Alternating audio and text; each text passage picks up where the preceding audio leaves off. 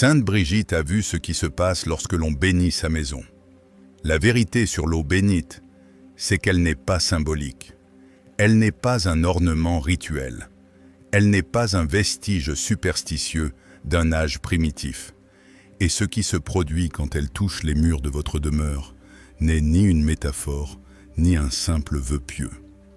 Sainte Brigitte de Suède a vu exactement ce qui advient dans le domaine invisible lorsque l'eau bénite rencontre un sol maudit.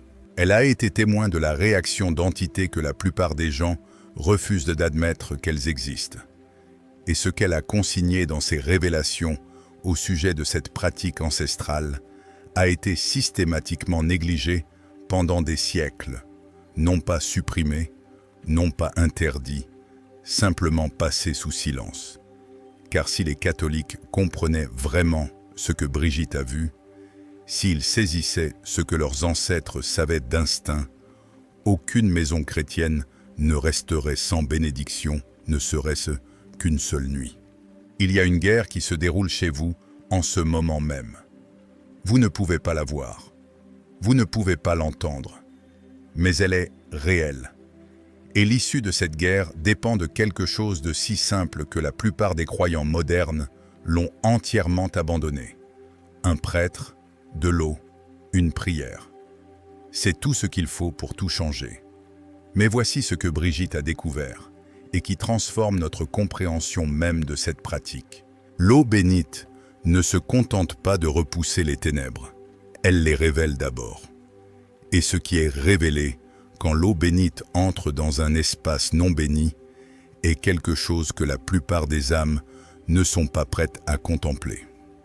Nous devons poser le contexte avant d'aller plus loin. La crédibilité de Sainte Brigitte en matière spirituelle ne fait aucun doute. L'Église a examiné ces révélations de manière exhaustive. Des cardinaux, des théologiens et plusieurs papes ont passé en revue ses écrits. Elle fut canonisée en 1391, moins de 20 ans après sa mort. En 1999, le pape Jean-Paul II la déclara copatronne de toute l'Europe. C'est de l'histoire documentée. Ce sont des faits ecclésiastiques confirmés. Ces 8 livres de révélations célestes demeurent parmi les révélations privées les plus rigoureusement vérifiées de toute l'histoire catholique. Quand Brigitte parlait des réalités invisibles, l'Église écoutait. Quand elle décrivait ce qu'elle avait vu en vision, les théologiens prenaient des notes. Mais disséminés à travers ces volumes se trouvent des passages sur les sacramentaux, les objets bénis et les rites sacrés, ces choses matérielles qui portent une puissance spirituelle. Ces passages reçoivent bien moins d'attention que ces visions de jugement ou ces prophéties sur l'Église. Peut-être parce qu'ils paraissent moins spectaculaires, peut-être parce qu'ils concernent des pratiques ordinaires plutôt que des événements extraordinaires. Ou peut-être parce que ce qu'elle révèle sur l'eau bénite est si troublant que même les lecteurs pieux préfèrent passer outre. Car Brigitte ne décrit pas l'eau bénite comme une protection passive. Elle la décrit comme une provocation. Lorsque l'eau bénite pénètre dans un espace revendiqué par les ténèbres, quelque chose se produit. Et ce quelque chose n'est pas paisible. La pratique de la bénédiction des maisons est ancienne. Nous en avons des preuves dès les premiers siècles du christianisme. Les constitutions apostoliques, datant du IVe siècle, mentionnent la bénédiction des demeures et l'usage de l'eau bénite. Sainte Thérèse d'Avila, des siècles après Brigitte, écrira abondamment sur sa puissance contre les forces démoniaques. Le rituel romain contient des prières spécifiques pour la bénédiction des habitations, utilisées depuis plus de 1000 ans. Ce n'est pas une superstition médiévale inventée par des paysans ignorants. C'est une pratique apostolique transmise de génération en génération par des croyants qui comprenaient quelque chose que nous avons oublié. Mais ce qui rend le témoignage de Brigitte unique, c'est que la plupart des saints qui ont écrit sur l'eau bénite en décrivaient les effets. Ils rapportaient que les démons fuyaient, que les troubles cessaient, que la paix revenait dans les maisons perturbées. Brigitte, elle, a vu pourquoi. Elle a reçu la vision non seulement du résultat, mais du processus. Elle a vu ce qui se passe réellement dans le domaine spirituel quand un prêtre lève la main au-dessus d'une eau ordinaire et prononce les paroles de bénédiction. Elle a été témoin de la transformation de la simple matière en arme spirituelle. Et elle a vu ce que cette arme fait lorsqu'elle est déployée. Avant de poursuivre le récit, permettez-moi un bref instant. Si cette réflexion a déjà touché votre cœur, je vous invite, seulement si vous vous sentez appelé, à aider cette œuvre à rejoindre quelqu'un qui en a peut-être besoin. L'Écriture dit « Que votre lumière brille devant les hommes, afin qu'ils voient vos belles œuvres et glorifient votre Père qui est aux cieux. » Matthieu 5, 16. Quand vous vous abonnez, laissez un commentaire ou partagez cette vidéo. Vous permettez à cette lumière de parcourir un peu plus loin le monde. Un petit geste discret de charité. Merci. Amen. Les visions apparaissent en fragments à travers ces révélations. Ici, un passage sur les objets bénis. Là, une description de la réaction démoniaque. Ailleurs, une explication de la manière dont le physique et le spirituel s'entrecroisent. Les chercheurs qui rassemblent ces fragments découvrent un tableau cohérent que la plupart des lecteurs manquent lorsqu'ils les rencontrent isolément. Ce qui émerge de ce tableau devrait transformer la façon dont chaque chrétien pense à son espace de vie. Commençons par l'eau elle-même. Dans une vision consignée au 2e livre de ses révélations, Brigitte fut montrée le moment de la création. Non l'ensemble des origines cosmiques, mais un détail précis qui touche directement notre sujet. Elle vit Dieu créer l'eau, et en la créant, il prononça quelque chose sur elle. Une parole, une bénédiction, une intention. Brigitte rapporte qu'elle comprit, comme les mystiques le comprennent parfois sans entendre de voix audibles, que l'eau fut créée avec un dessein qui dépasse le physique. Elle fut conçue dès l'origine pour porter la bénédiction. Sa structure même, bien qu'elle n'aurait pas employé ce terme, était façonnée pour recevoir et transmettre la grâce. C'est pourquoi l'eau apparaît à chaque moment décisif de l'histoire du salut. L'Esprit planait sur les eaux à la création. Le grand déluge purifia la terre de sa corruption. La mer Rouge s'ouvrit pour délivrer Israël de l'esclavage. Le Jourdain marqua la frontière de la terre promise. Et dans ce même Jourdain, le Christ lui-même fut baptisé, sanctifiant toute eau pour tous les temps. L'eau n'est pas arbitraire, elle est choisie. Cela est confirmé par l'Écriture et enseigné par l'Église. Mais ce que Brigitte a vu ajoute une dimension que la théologie seule ne peut fournir. Elle vit que l'eau conserve une mémoire, non au sens magique ou nouvel âge, mais au sens où l'eau bénite, pour un dessein sacré, porte cette bénédiction jusqu'à ce qu'elle soit épuisée ou corrompue. Les paroles prononcées sur l'eau bénite ne s'évaporent pas. Elles s'impriment dans la substance. Elles modifient ce qu'est l'eau à un niveau plus profond que ce que la chimie peut mesurer. Quand un prêtre bénit l'eau, il n'accomplit pas un rituel vide. Il active quelque chose qui fut conçu pour cela depuis la fondation du monde. Et quand cette eau activée est introduite dans une maison, elle rencontre ce qui a déjà revendiqué cet espace. C'est là que les visions de Brigitte deviennent troublantes. Les gens modernes ne considèrent pas leurs maisons comme des territoires spirituellement disputés. Nous voyons les maisons comme de l'immobilier, des mètres carrés, une valeur vénale, des structures physiques en bois, en briques et en placo, soumises aux normes de construction et au remboursement de prêts. Rien de plus. Mais toutes les traditions spirituelles de la terre contredisent cela. Les cultures indigènes bénissaient leur demeure. Les anciens Romains avaient des dieux domestiques et des rites de protection. Les mezuzahs juives marquent les portes avec l'écriture. Et les chrétiens, dès le commencement, bénissait leur maison et les objets qu'elle contenait. Pourquoi? Parce que nos ancêtres comprenaient quelque chose que nous, dans notre arrogance technologique, avons rejeté. Les espaces ne sont pas neutres. Ils portent un poids spirituel. Ils peuvent être revendiqués. Ils peuvent être consacrés ou corrompus. Ce qui se passe entre quatre murs compte au-delà de l'instant immédiat. Cela s'accumule en couches et exerce une influence. Brigitte l'a vu directement. Dans une vision du 4e livre, elle fut montrée une maison qui n'avait jamais été bénite. Ce n'était pas, selon les critères humains, une maison mauvaise. Une famille ordinaire y vivait. Ils allaient à l'église de temps en temps. Ni saints, ni pécheurs notoires, mais la maison elle-même était occupée. Brigitte vit des présences qu'elle peinait à décrire. Ce n'étaient pas les démons spectaculaires des récits de possession, pas des entités hurlantes d'une malice évidente. Elles étaient subtiles, patientes, presque nonchalantes dans leur occupation. Elles se regroupaient dans les coins. Elles s'attachaient aux objets. Elles planaient près des portes, surveillant les allées et venues, et exerçaient une influence si douce que la famille ne s'en apercevait jamais.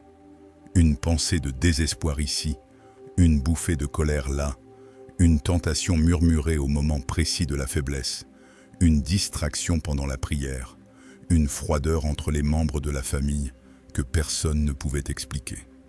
Les entités n'avaient pas besoin de posséder quiconque.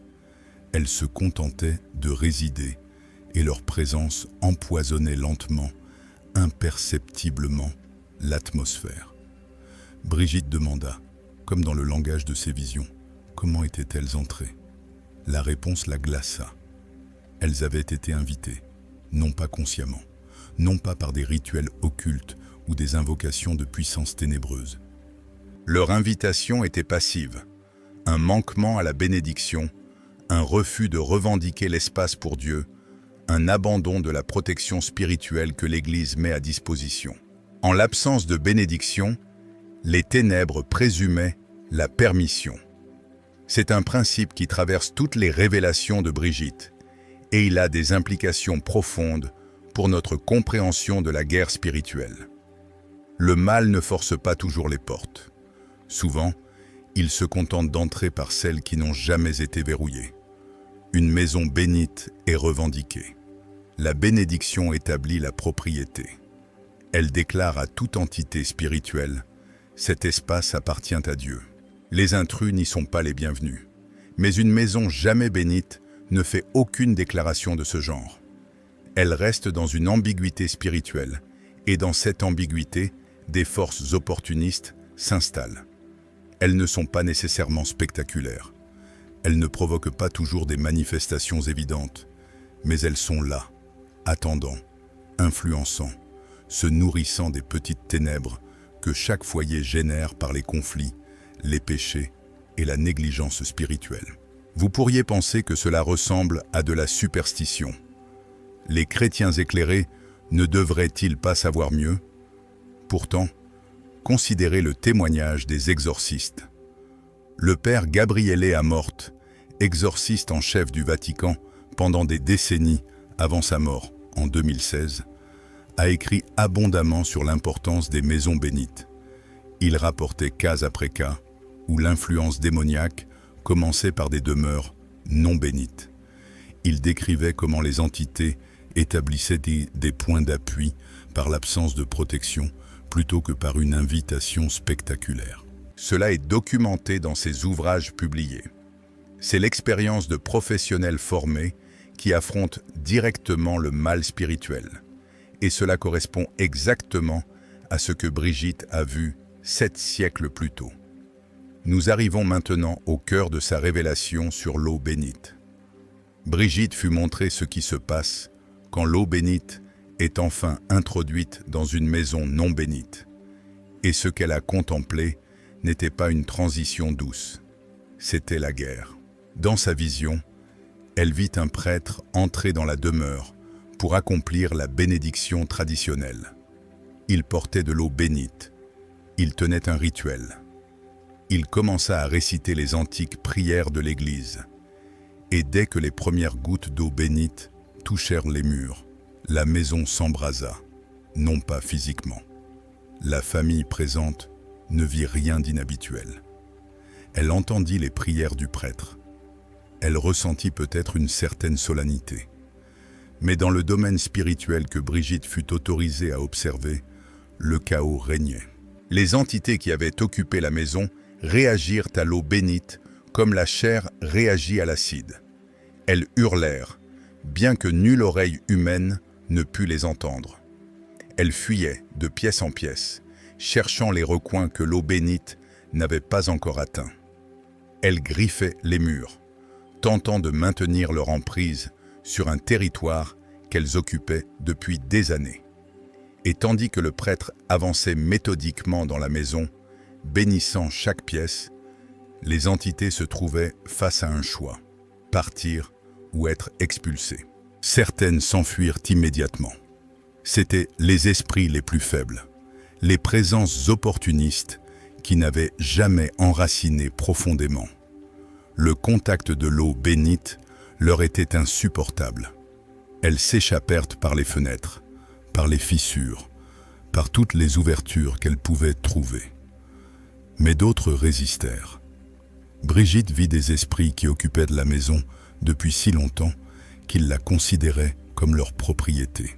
Ils avaient investi des décennies dans ce territoire. Ils s'étaient tissés dans la trame même du lieu et ils ne se rendaient pas facilement. Ces esprits combattaient. Ils se débattaient contre l'eau bénite comme des créatures en train de se noyer. Ils se jetaient contre les murailles de protection que la bénédiction établissait. Ils proféraient des malédictions que Brigitte ne pouvait répéter et invoquaient des puissances qu'elle refusa de nommer. Et pourtant, le prêtre continuait. Il ne voyait pas ce que Brigitte voyait. Il priait simplement. Il bénissait simplement. Il accomplissait simplement ce que l'Église lui avait enseigné. Mais dans le domaine invisible, ces gestes simples étaient dévastateurs. Pièce par pièce, la maison était revendiquée. Pièce par pièce, les ténèbres étaient expulsées. Et quand le prêtre prononça les dernières prières, même les entités les plus puissantes avaient fui. Ce qui restait n'était pas une simple maison vide. Ce qui restait était une forteresse. C'est cela que Brigitte a vu et que la plupart des catholiques ont oublié. L'eau bénite ne se contente pas d'éliminer le mal. Elle établit une protection. La bénédiction crée ce qu'elle a décrit comme des murailles de lumière, des barrières invisibles qui persistent après que le rituel est terminé. Ces barrières ne s'effacent pas rapidement. Elles demeurent, marquant le territoire comme revendiqué et avertissant les intrus spirituels que ce sol est défendu. Mais voici le détail crucial qui explique pourquoi la pratique doit être répétée. Les murailles peuvent s'affaiblir. Chaque péché commis dans l'espace béni crée une petite brèche. Chaque pensée sombre, chaque parole dure, chaque action impie grignote la protection. Les murailles de lumière s'amincissent à chaque transgression. Cela ne signifie pas qu'un seul péché détruit la bénédiction, mais que l'accumulation des ténèbres dégrade progressivement ce que l'eau bénite avait établi. Brigitte vit des maisons qui avaient été bénites des années auparavant, mais jamais rebénites. Les murailles de protection étaient encore visibles, mais à peine. Elles vacillaient. Elles présentaient des failles. Et par ces failles, les entités opportunistes commençaient à revenir. C'est pourquoi la tradition appelle à une bénédiction régulière. Non parce que la première aurait échoué, mais parce que la protection exige un entretien. Vos ancêtres le comprenaient d'instinct. Ils bénissaient leur maison au moins une fois par an, souvent plus fréquemment. Ils aspergeaient d'eau bénite après toute perturbation, maladie, conflit ou décès. Ils considéraient cette pratique non comme une superstition, mais comme une hygiène spirituelle. Nous avons perdu cette compréhension, et les conséquences, selon Brigitte, sont visibles dans tout le domaine spirituel.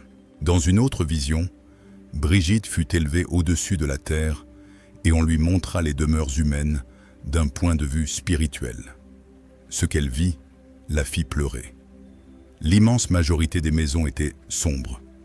Non pas physiquement sombres, des lumières brillaient aux fenêtres, les familles vaquaient à leurs soirées, mais spirituellement sombres, sans protection, non revendiquées, occupées par des présences qui se nourrissaient des habitants, comme des parasites sur leurs hôtes. Ça et là, une maison rayonnait de lumière. C'étaient les demeures bénites. Elles se dressaient, comme des phares dans une mer d'ombre, et Brigitte remarqua que les ténèbres les évitaient.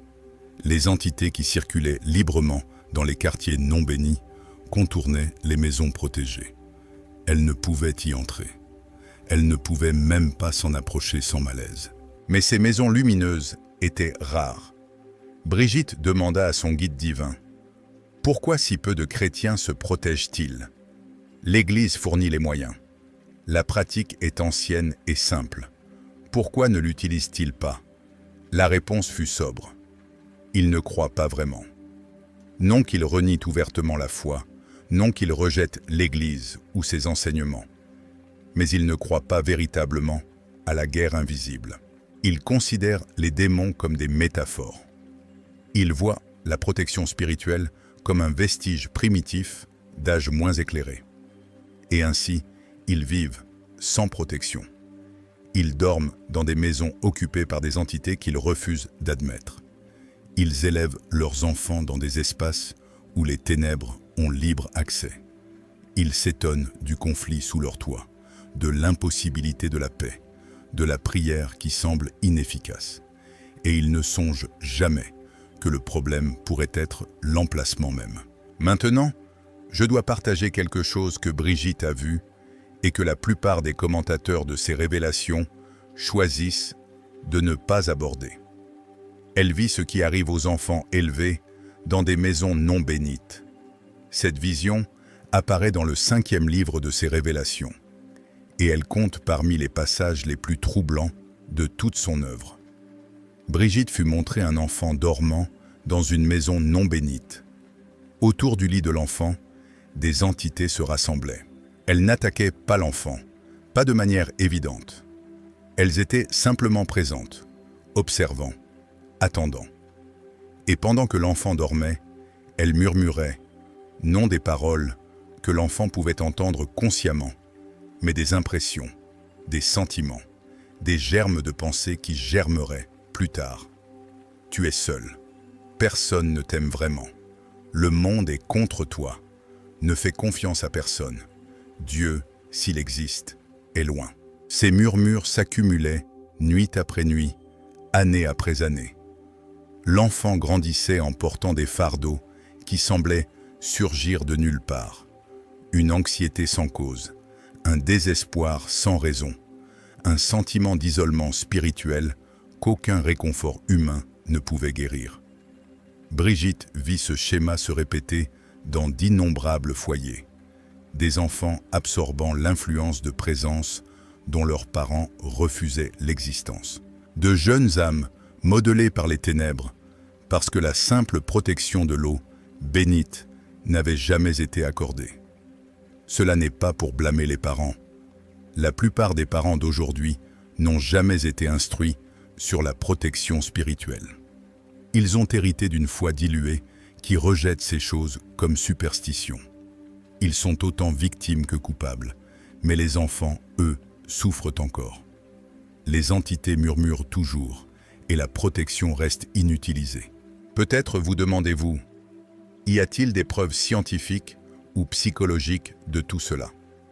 La question elle-même révèle à quel point nous avons absorbé la vision matérialiste. Nous exigeons des preuves physiques pour des réalités spirituelles, des preuves qui, par définition, ne peuvent exister. Mais considérez ceci, les études montrent constamment que les foyers religieux où la foi est activement pratiquée présentent des taux plus bas de dépression, d'anxiété, de dépendance et de rupture familiale. Les chercheurs attribuent cela au soutien social, au sens donné à la vie et aux bienfaits psychologiques de la croyance. Mais s'il y avait une autre explication, et si les pratiques qui caractérisent les foyers religieux, y compris la bénédiction de la demeure, accomplissaient réellement ce qu'elles prétendent accomplir? Et si la protection était authentique et que les bienfaits psychologiques n'en étaient que les effets secondaires découlant d'une réalité spirituelle? Nous ne pouvons pas le prouver empiriquement, mais nous pouvons observer que quelque chose est différent dans les maisons où la foi est vécue activement. Les témoignages de simples croyants apportent du poids à cette pratique ancienne. D'innombrables catholiques rapportent des changements après avoir fait bénir leur maison. Les troubles inexpliqués cessent. Les conflits familiaux diminuent. La prière devient plus aisée. Une atmosphère de lourdeur se dissipe. Ce ne sont pas des expériences contrôlées. Ce sont des anecdotes. Mais ce sont des anecdotes cohérentes, répétées à travers les siècles et les cultures, qui correspondent parfaitement à ce que Brigitte affirmait avoir vu. À un moment donné, nous devons nous demander quelle explication correspond le mieux aux faits observés. Revenons aux visions de Brigitte. Avec cette question à l'esprit, elle fut non seulement témoin de la bataille qui se déroule quand une maison est bénite, mais aussi des conséquences pour les maisons qui reçoivent la bénédiction et l'entretiennent correctement. Cette vision est l'une des plus belles qu'elle ait reçues. Brigitte vit une famille qui prenait au sérieux la bénédiction de sa maison. Ils avaient fait bénir la demeure dès leur emménagement. Ils la faisaient rebénir chaque année. Ils conservaient de l'eau bénite à la maison et l'utilisaient régulièrement pour se bénir eux-mêmes, pour bénir les pièces après un conflit, pour asperger les seuils par lesquels les invités entraient. L'apparence spirituelle de cette maison était rayonnante. Des murailles de lumière l'entouraient, épaisses et solides. Des anges. Brigitte fut claire. Elle vit des anges, se tenaient au coin de la propriété comme des sentinelles. Les entités qui remplissaient les maisons voisines ne pouvaient s'approcher. Elles tournaient en rond à la périphérie, frustrées, incapables de percer. Mais la beauté ne se limitait pas à la protection. C'était une atmosphère. À l'intérieur de cette maison bénite, Brigitte vit une paix presque visible. Non l'absence de conflits, la famille connaissait les désaccords normaux, mais une qualité de résolution, une harmonie sous-jacente qui empêchait les conflits de dégénérer en destruction. Les enfants de cette maison dormaient paisiblement. Quand ils rêvaient, leurs rêves étaient gardés. Quand des pensées leur venaient, elles étaient filtrées par la protection qui les entourait. La prière dans cette maison était différente aussi. Brigitte vit que les prières prononcées à l'intérieur des murs bénis s'élevaient plus directement. Moins d'obstacles, moins d'interférences de la part des entités qui aiment perturber la communication humaine avec Dieu. Cela ne signifie pas que la famille était parfaite, ni que leurs prières étaient toujours exaucées. Mais cela signifie que leur vie spirituelle n'était pas entravée par la contamination qui affecte les maisons sans protection. Ils combattaient sur un terrain défendable, et cela faisait toute la différence. Je veux m'arrêter ici pour répondre à une objection théologique que certains lecteurs pourraient de soulever. Cet enseignement implique-t-il que la grâce est magique, que les objets matériels ont un pouvoir indépendant de Dieu, que nous pouvons manipuler la faveur divine par des rituels?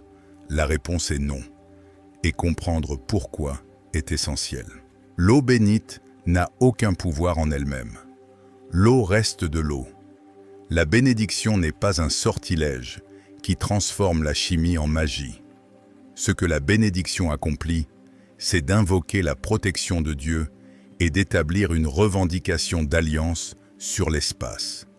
Le pouvoir est toujours celui de Dieu. Le rituel n'est que le moyen qu'il a choisi de nous offrir pour demander et recevoir cette puissance. C'est ainsi que fonctionnent tous les sacramentaux. Ils ne sont pas des raccourcis qui contournent la foi. Ils sont des expressions de la foi. Ce sont des manières tangibles pour des créatures incarnées de se relier à la réalité transcendante. Dieu n'était pas obligé de passer par l'eau. Il aurait pu protéger les maisons par une action spirituelle pure, sans aucun support matériel. Mais il a choisi d'agir à travers la matière. Il a choisi de sanctifier des objets physiques comme canaux de grâce. Pourquoi? Parce que nous ne sommes pas de purs esprits. Nous sommes des unités corps-âme. Nous avons besoin d'un contact tangible avec une vérité intangible. L'incarnation elle-même, Dieu se faisant chair, est l'affirmation ultime de ce principe. L'eau bénite est une extension de la logique de l'incarnation. L'esprit agissant à travers la matière, la grâce transmise par des choses créées. Brigitte le comprit profondément. Ses visions ne dépeignirent jamais l'eau bénite comme magique. Elles la dépeignirent comme sacramentelle. Une chose ordinaire rendue extraordinaire par la bénédiction. Une substance physique portant une réalité spirituelle. Cette compréhension, bien saisie, devrait accroître notre confiance en cette pratique et non la diminuer.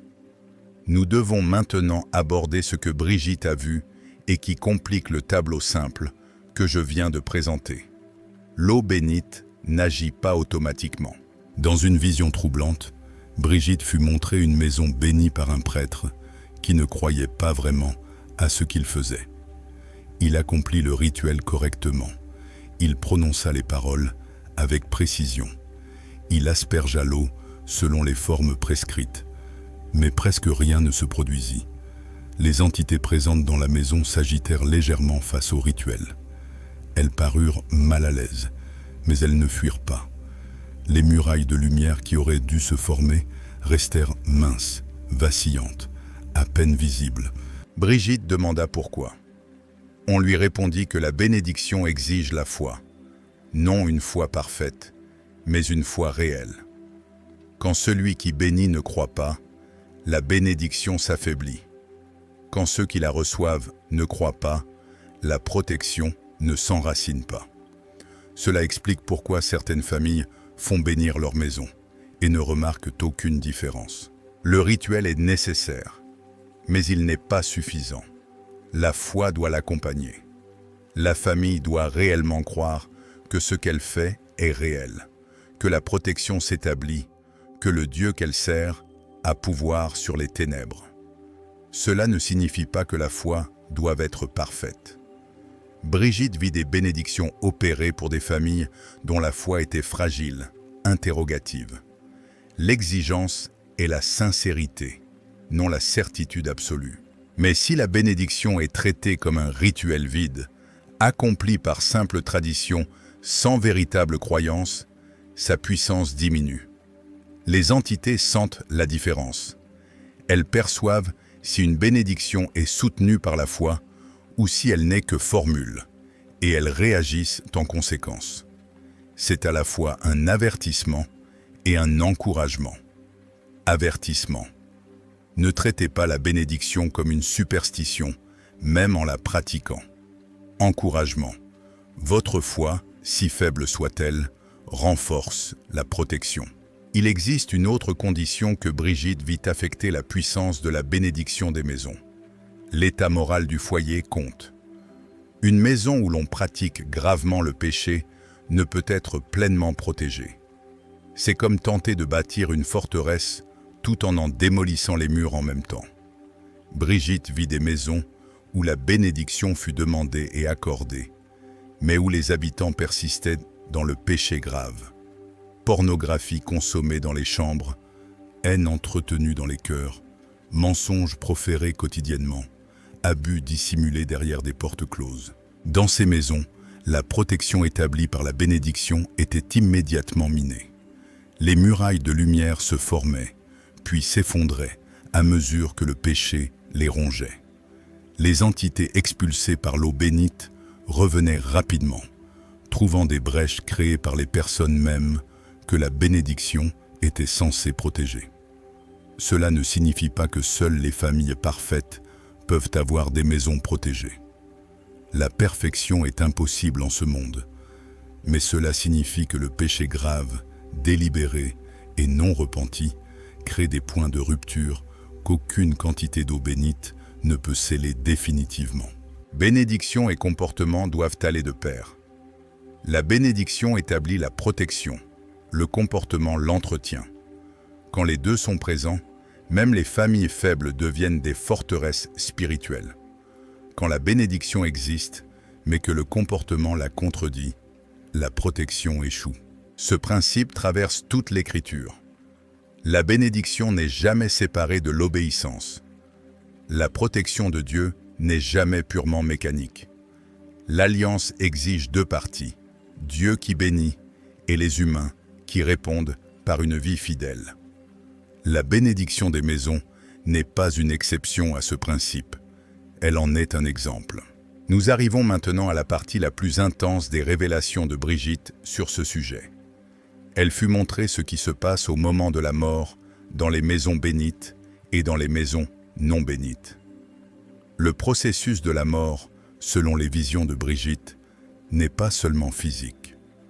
À mesure que le corps s'affaiblit et que l'âme se prépare à partir, l'activité spirituelle s'intensifie. Les anges s'approchent, mais les présences plus sombres aussi. Le moment de la mort est un territoire disputé. Les entités qui ont attendu des années cette opportunité se pressent, cherchant une dernière influence sur l'âme qui s'en va. Elles murmurent des doutes. Elles présentent les péchés passés. Elles tentent d'induire un désespoir qui pourrait pousser l'âme à rejeter la miséricorde de Dieu à l'ultime instant. Ce n'est pas une spéculation, c'est l'enseignement constant de l'Église, reflété dans les prières traditionnelles pour les mourants. Mais Brigitte vit quelque chose de précis sur la façon dont le lieu influence ce combat. Dans les maisons non bénites, les présences ténébreuses avaient toute liberté d'approcher directement le lit de mort. Elles entouraient la personne agonisante. Elles hurlaient leurs accusations sans entrave. Les derniers instants de l'âme se passaient dans un vacarme spirituel, à repousser les attaques d'entités qui avaient rôdé dans la maison pendant des années. Mais dans les maisons bénites, la mort était différente. Les murailles de protection tinrent bon.